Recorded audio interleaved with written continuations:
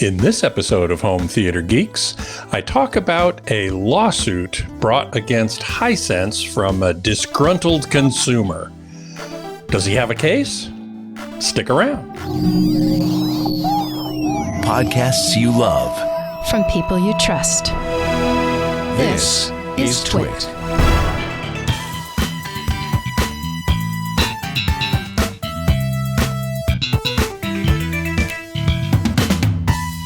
Hey there, Scott Wilkinson here, the Home Theater Geek.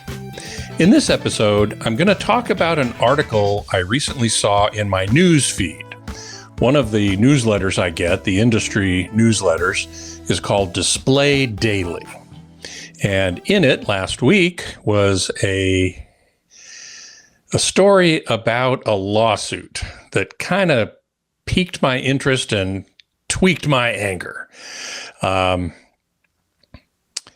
The article is called Lawsuit Alleges Hisense Misled Consumers with QLED Marketing. And we're going to put a link in the show notes to that article so you can see it. The suit was filed in U.S. District Court for the Southern District of New York.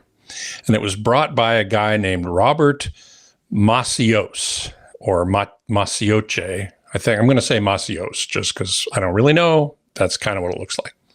He claims that Hisense USA engaged in false advertising and deceptive business practices regarding its TV products.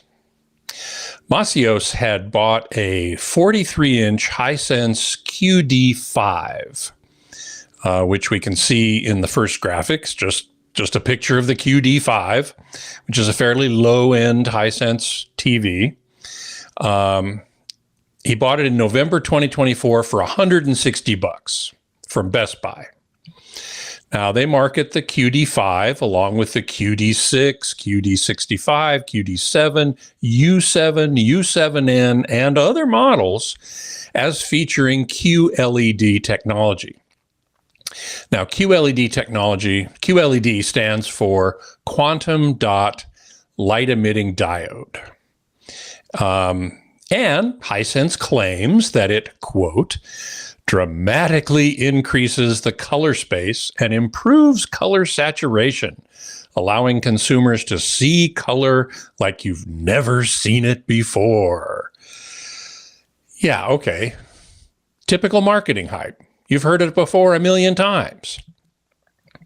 Now, Macios contends that these televisions either do not contain QLED technology or contain it in such negligible amounts that it does not meaningfully enhance the display, the performance as advertised. He wants various forms of relief, including a permanent injunction preventing Hisense from continuing this allegedly deceptive practice, actual and punitive damages, of course, and more. He also demands a jury trial. He wants his day in court.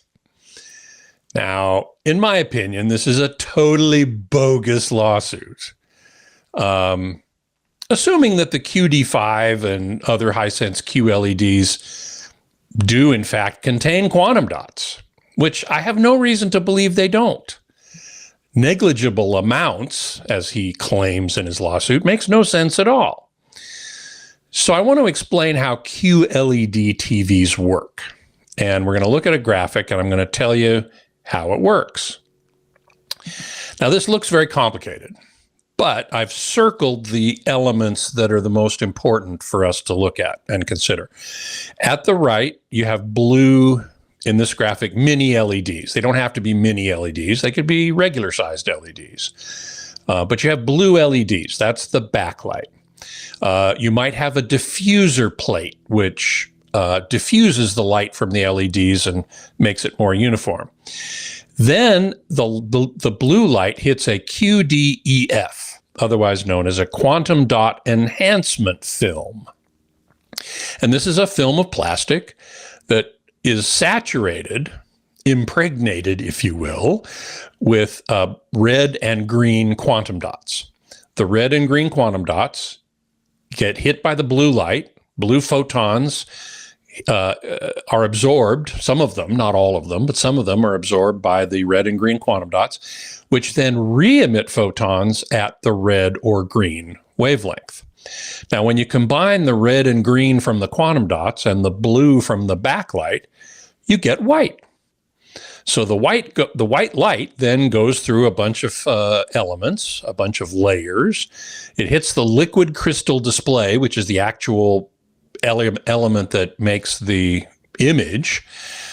Each subpixel in the liquid crystal layer has a color filter, a red, green, or blue color filter that displays the red, green, or blue part of the image. And then that finally gets displayed, and it's a full color image. The lower picture here, the quantum dot enhancement film, QDEF, is combined with the diffuser plate. That's the only difference between these two graphics. So the important thing to remember is blue backlight passes through a QDEF, which generates some red and green. Some of the blue gets through without being converted. That forms white. Goes through the liquid crystal, the part of the display which forms the image, then through color filters, which separate out the red, green, and blue parts. But that all gets combined by your eye, finally, in the end, in the display.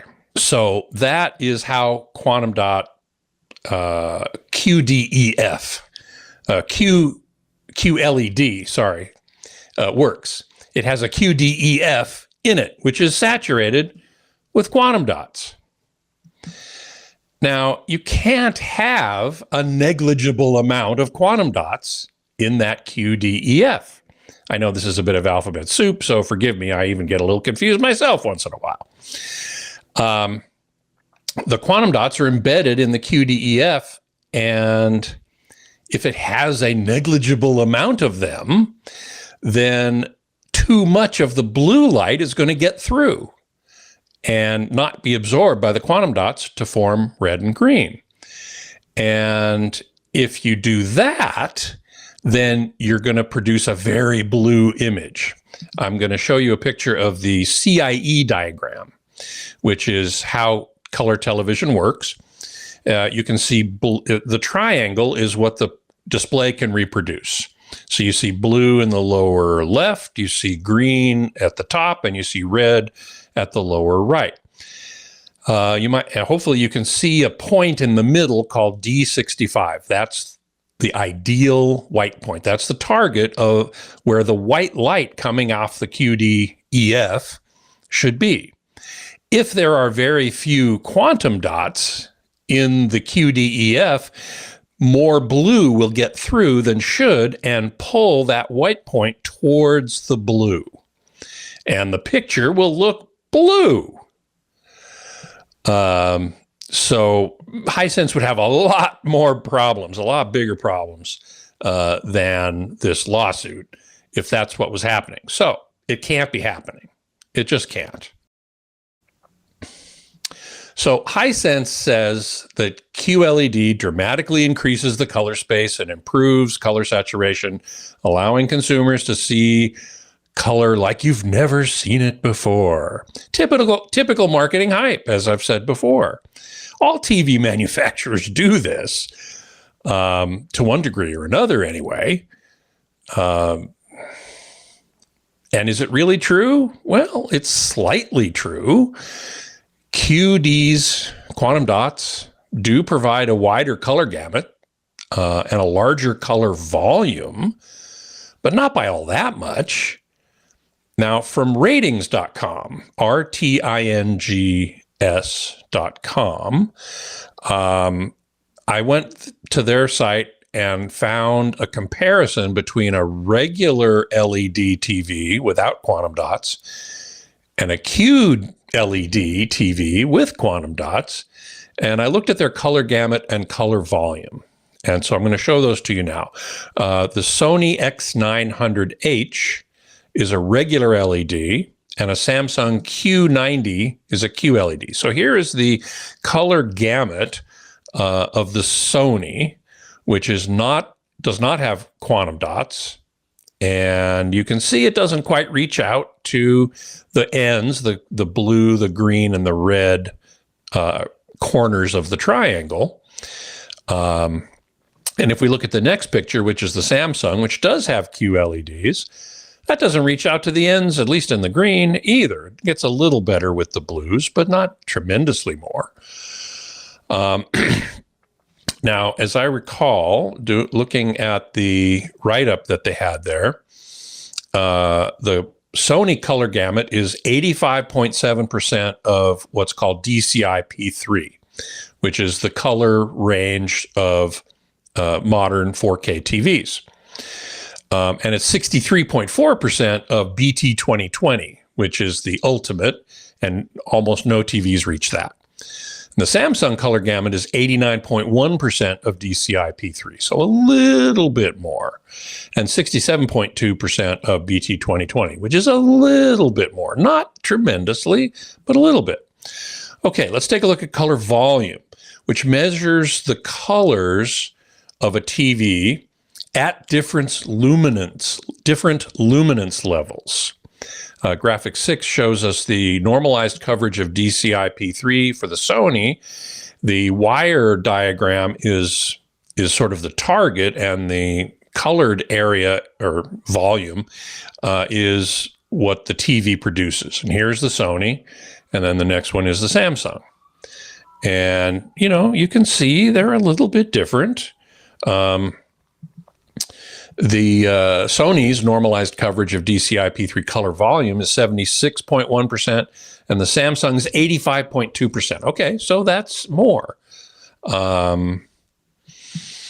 But QLED, while it does increase color volume and color gamut and thus saturation, but I wouldn't call it dramatic, and it shouldn't be. For a good picture, these must conform to a standard that has been set, like DCI-P3.